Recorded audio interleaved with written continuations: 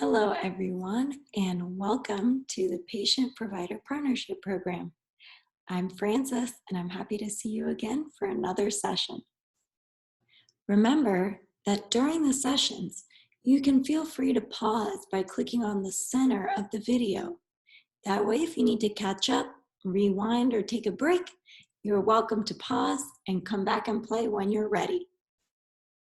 Welcome to session 2 of the Patient Provider Partnership Program.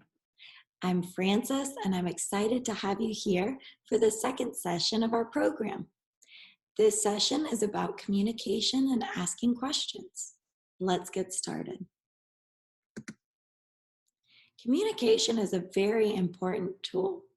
Some people need education, like this program, to help with specific communication skills or to give tools to help patients communicate with their providers and to give providers good support to practice in the best way. Sometimes older adults have barriers or difficulties in the healthcare involvement. Sometimes it can be hard to communicate or ask questions. It can be hard to feel empowered to be involved. And that's why in this program, we're hoping that we can help give you some information to make that a lot easier. We know that partnership can be a problem because patients aren't always able to communicate or advocate for themselves. They can't always stand up for themselves, and sometimes they don't know how to. Some seniors have a desire to advocate, stand up for themselves, and they want to communicate better with their providers. Hopefully, you're one of those people that would like to be a little bit more involved in your healthcare. Now that you know from session 1 how important it is to be involved in your healthcare.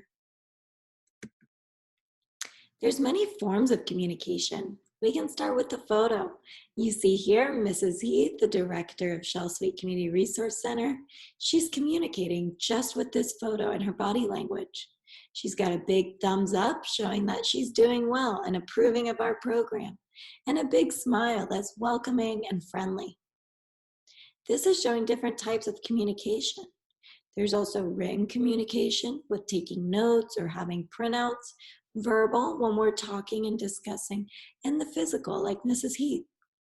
There's different strategies with communication, like active listening, which you could just nod while the other person is talking, or making good eye contact, shows that you're listening and paying attention.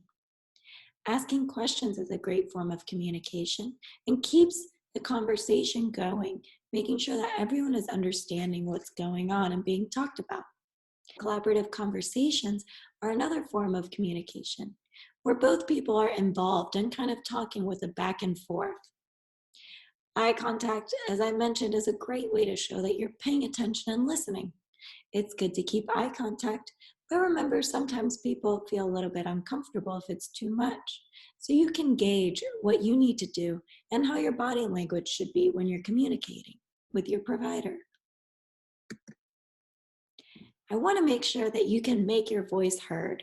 Again, the word empowerment comes into play. I want you to feel empowered and have the tools to participate in your healthcare. One of those important tools is communication and really being able to talk to your provider. During visits, it's important that you make your voice heard.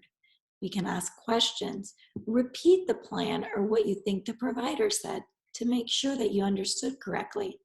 State your preferences and share the things that are important to you. You could also bring a friend, family member, or caregiver with you. During your visits, you could use someone to give you a nudge. It might be helpful to have somebody with you. You can also make your voice heard by contacting your provider when you're not in the clinic. Maybe you need to call the office or the pharmacy. You could leave a voicemail or talk to the nurse. There's also forms of communications like email, writing down a list to be sure you take to your next appointment, or talking to the person on call if you have an emergency or really need someone at that time. Personal preferences are really important. And as we spoke in the last session, we are the experts on ourselves and our lives. It's important to express your preferences, tell your providers about them. That shows that you're involved in your visits, but it also helps your providers work with you to make more tailored care plans That way they're specific to your life and needs. Social factors are important. It's not all about medical and health. A lot of the social things in our lives really do affect us as a whole and really can also affect our health. It's important to share goals and priorities that you have, as well as maybe some issues that you may encounter in your personal life that could affect your health in the long run. This is an important factor too. When it comes to your preference, remember that you can say no. As a patient, you have a right not only to be involved, but to say, I don't agree with that, or I don't feel comfortable with that. It's important to tell your provider your concerns and maybe why you're questioning or feeling like you don't want to do that option. You can consider asking about other options or getting more information from your provider. All of these things can help the provider better understand you, your values, and your life situation. When you come together and give them your information, you can really collaborate and have a strong partnership with your provider. Comments are also a great way to communicate with your provider. You can just share your comments or concerns. An example could be, oh, I like that, or I need to know more about that, or I've been interested in that. Comments like that show that not only are you listening, but you're involved and you're contributing or giving more information about how you feel. The comments can also help to facilitate or make discussion easy with providers, continuing that conversation by adding in your comments. Your input helps to build that relationship and show that you want to participate. I think it's great as a provider when I have patients give me comments because it really shows that they're listening and they know what the situation is. It helps me understand where they're coming from, and then we can kind of continue our conversation based on their input. Seniors often participate less in decision making based off of research. It's interesting because most of the seniors I know love to make decisions and help others when it comes to big decision making.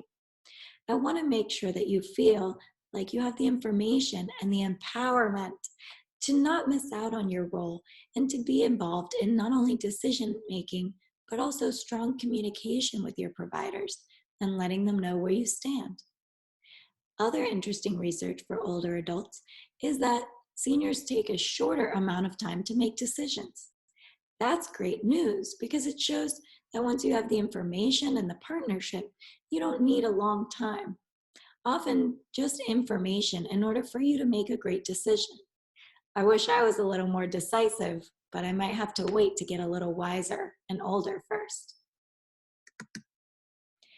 Questions are one of the best ways to communicate. I think this is very important to know because a lot of us are afraid to ask questions or maybe intimidated about asking questions. But questions really help to open up the conversation and to fill in the gaps where we're not quite sure what's going on. One of the best ways to create a question is to start with a topic. And a simple format of one topic at a time is the best way to create your question. Sometimes many questions come to mind at once, and it can be difficult to focus on one thing. But if we can ask one question at a time with one topic, that could clarify some of our other questions, that could answer some of our other questions, or maybe help us to make our other questions more specific and focused so we get exactly what we're looking for. Another easy way to form your questions is to use the W words. I like what, where, when, and why, because these words help to get you specific information. Sometimes you just need to know, what is that? Or where can I go? And starting your question with the W word also shows your provider what type of information you need to know, and maybe they can give you a better detailed answer. Asking questions also helps you learn a little bit more about the care plan, your treatments, medications, or maybe the timeline. It's easy to ask questions about how long or how much. Those questions are very important for you to know. Speaking of knowing, You must write down the answers to your questions. This is one of the most important things that I always remember to tell my patients is not only is it great to have a question list, but it's very important to write down the answers. That way you have a log. You can go back and look at the questions you've asked along with their answers. That helps when you get home or you're trying to remember or a family member asks you, what did they say or what was it that they told you? If you have the answers written down, you can go from question to answer very easily and review all the information in your head. I put some example short questions at the bottom. What is this medication for? Where do I go for testing? What are my options? How do you spell that? These are simple questions, but very important. If you remember anything from today, remember that all questions are important. And if you need a little bit of explanation, just ask.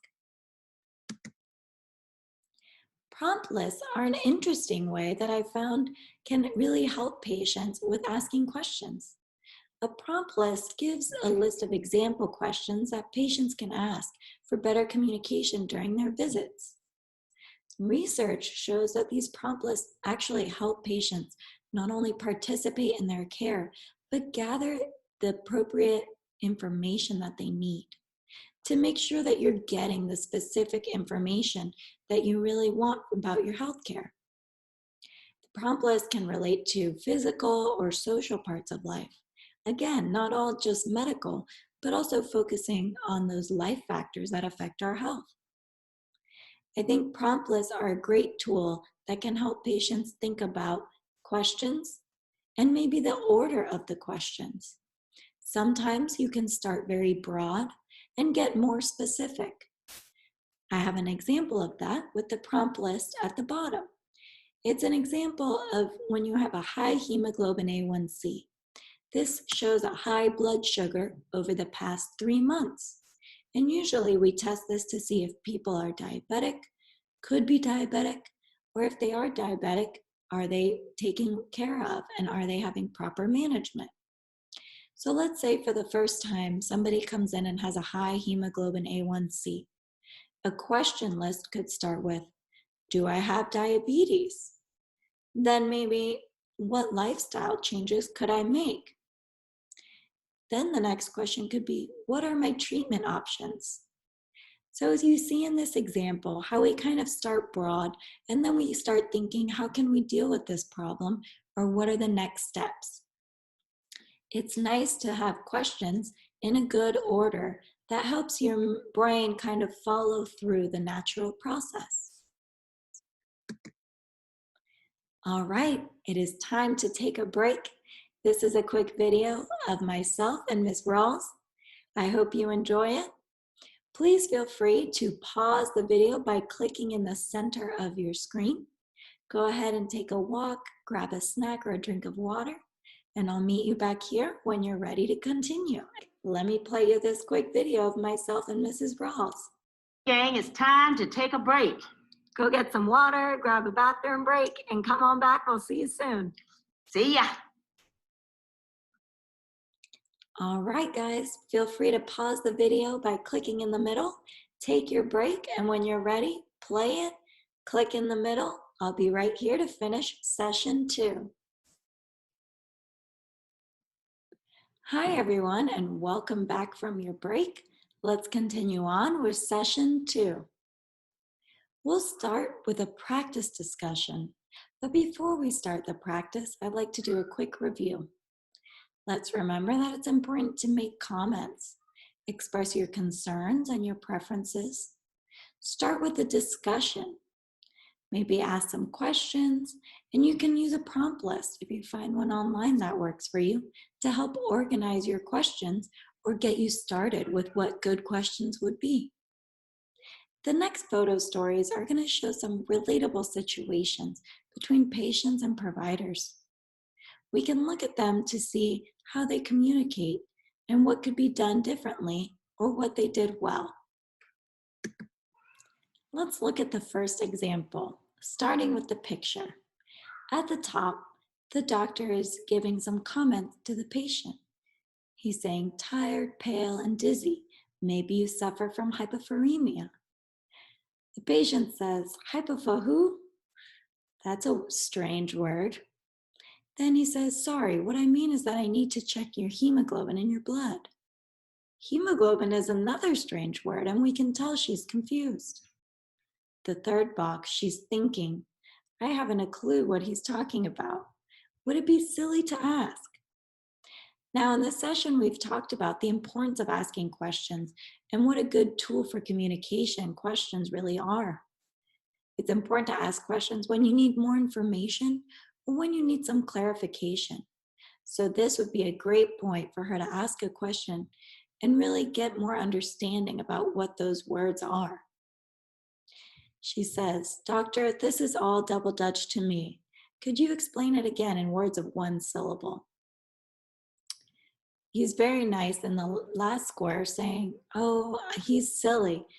He should not use those medical terms. And it's true. A lot of us don't know what the terms are. A lot of those words can be intimidating or complicated. It's good that she asked for common language. Looking at the last square, he says, I want to test you for anemia, nothing serious. Then she's relieved. See, when we don't ask questions, we can be left with confusion and sometimes worry or concern about our health. I think this was a great example of when you need to ask a question and be activated to show the provider that you're engaged and listening. On the words on the right hand, I put the special notes. The title of this story is called Double Dutch. I think it's important to ask providers to use common words and not use medical terms that can seem confusing or complicated. It's important to know what is going on, and sometimes if we don't ask questions, we won't know. I also put that we should take notes. Maybe she could have written down the word hemoglobin. She would have remembered that next time she saw it. Sometimes these words come up often, and if you have certain diagnoses, it would be important for you to know what some of these words mean and what they look like. So it's great to have the provider spell it out for you or write it down so you can keep track. Let's talk about example number 2. We'll start with the picture. The provider is saying, so you need to eat less salt to reduce your blood pressure. She's saying, okay. Then he says, very good, have a nice day. Just ends their session. In the third box, she's thinking, oh no, I know what I should do, but I don't know how to do it. And Harry always likes so much salt on his potatoes. I love that they put a little picture of Harry saying, salt. Luckily, before she leaves, she talks to her provider. She says, doctor, to tell you the truth, I'm not sure how to go about it. My husband loves salt. The doctor says, good that you mention it. I can see that I'm going too fast and it may be unclear. Let me make an appointment with the assistant for you and your husband. She can explain how to tackle this. I think this is important to show not only did she make her voice heard and use the time in the office to ask her questions before she got home confused, but also that the provider pointed her in directions of other good sources of information that could help her and show her how to do what he was asking. In looking at the words, I put that the title of this photo story is Salt, but that it shows why we need to ask questions. Because if we go home confused, we're not going to be able to do what the providers ask. And a lot of times, people forget to ask questions. And then when they get home, they're not sure what or how they should do, just like the character in the story. It's great that she clarified using one of our question words like how, why, or what. These simple words help to guide your questions and make it clear to the provider that you're not sure how to do something or maybe what something is. I think it was a great example of her sharing her preferences. In this case, her husband's preferences, But we all know that even simple things like trying to reduce how much salt you're eating can be a little bit difficult for yourself personally or other people that you live with. It's important to share your preferences and let the provider know when things might be a little more difficult for you or when you're not sure about how to do those things. I think it's great that the provider suggested other helpers. Helpers that we could use also could be nurses, nutritionists, and pharmacists. A lot of people can be a resource that we can call or ask questions to. Sometimes the providers aren't available, but we can talk to these other helpers and get our questions answered. I think it's also great that the provider suggested the patient come back to discuss. Sometimes we don't have a lot of time in the visit, and it's a great idea to schedule another visit or maybe another time to discuss on the phone or in person so that we can get more information or they can prepare some tools and resources for us to use. I really like this example because it's such a simple concept of eating less salt, but really shows how communication can make it easier to understand and hopefully do for the patient. This last example also shows an example of communication and how important it is. Let's start with the picture. It looks like the wife is asking the husband, "Have you taken your pills?" He says, "I'm not sure anymore." In the second box, he's saying, "I don't know which ones I need to take every day or every other day, and there are ones I need to take once a week." The woman says, "Oh dear, I don't know either. Shall I phone the doctor?" He says, "We can't go bothering him again. He's only just explained it all." I'll pause here to say that a lot of providers would rather you contact them, ask questions, email, leave a voicemail, than not. Because sometimes risky things can happen, especially with medications. If you're not sure if you took the medication or not, it could be safe to take one, but it might not be safe to take another one. It's important that you ask questions and remember that it's your right and you are empowered as the patient to communicate with your provider. It is never a burden to talk to patients, and your providers would much prefer you get the right information and your questions answered than you're not sure and maybe risk a problem with your health. Going back to the photo, number 4, the woman says, "I'm going to call anyway. He's going to be thinking outside the box." "Hello, doctor?" The man says, "He'll think we're losing our marbles." I think a lot of older adults worry that providers will think that the patients don't know what they're talking about or are getting confused or dementia. But it's easy to get confused when you have some diagnoses, multiple medications, and a couple different things going on. It can be very hard to keep track of things, and providers appreciate you calling to clarify. In the photo with the provider, he's saying, "Good that you called. I'll give you this box and you can see exactly which pills you need to take which day." A lot of us have a pill box with that labeled so we know when and what days to take our medicine. At the end, the wife says, "This time he didn't think outside the box, but inside it." I love the little funniness of these cartoon stories because they're simple, but they really give perspective and information to real life situations that maybe we've encountered. This story was called Inside the Box. And it shows how important it is to maybe call the office and ask for help or leave a message. Sometimes you can leave a voicemail or talk to the provider on call. You can also call the pharmacy. Remember that pharmacists can be helpers as well. I think the woman and the man in this photo story show how important it is to have a partner, a friend, or a caregiver that helps you communicate, sometimes giving you that nudge that you need to ask a question or contact your providers. Again, it's important to write down the answers. And in this case, maybe the patient could write down their medications on a paper, the name of each medication, and when they should be taking it. I always think it's a great idea for all patients to have their medications written down with the instructions on how to take them, and if there's room, what they're for. It's good that we can be organized, and this photo story shows a good option of organization with a simple pill box. So now that we've discussed all three of those examples, I just want to ask a couple questions to make you think. Have you ever experienced situations like these or heard of someone who had a similar type of situation? What was well done?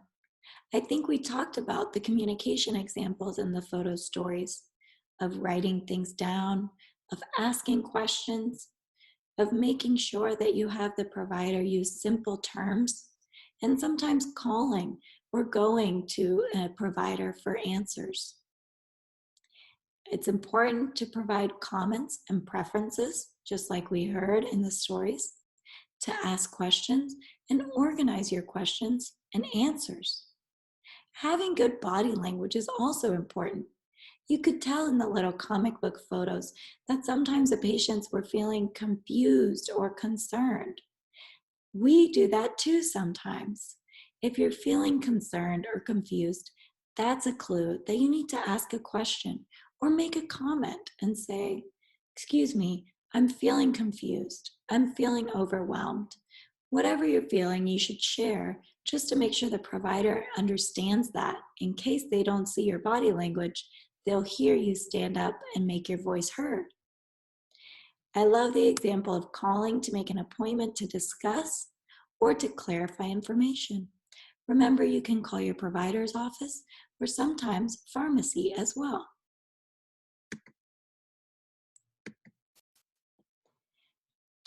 Leads us to tracking your health, because not only is it important to communicate using questions and comments and notes, but also to stay informed during and between visits. We want to make sure that your discussion with providers is based on information that you know.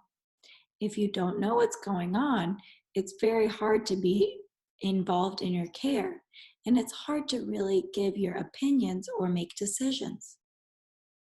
Again, the most important thing is to write down each question and its answer so that you have them to look back on when you need to review. You can also make notes of the provider's suggestions, maybe what their comments were or any tips that they had for you. I think it's important that as a patient, you feel empowered to share what is or is not working for you.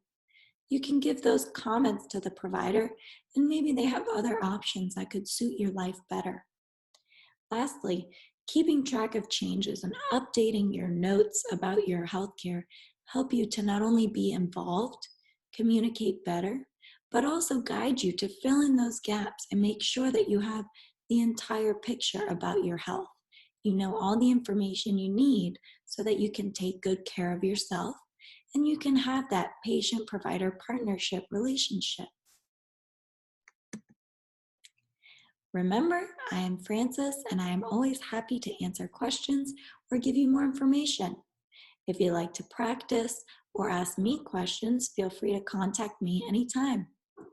Miss Mary Edwards at Shell Sweet Community Resource Center is also wonderful, and she's able to answer questions about the program or information as well. Here are my references. Those were the tiny numbers at the top. I'll see you all next time at session 3. Thank you all for participating in another session. I am glad that we could be together to learn and explain a little bit more. Looking forward to working with you at the next session to finish up the program together. Bye.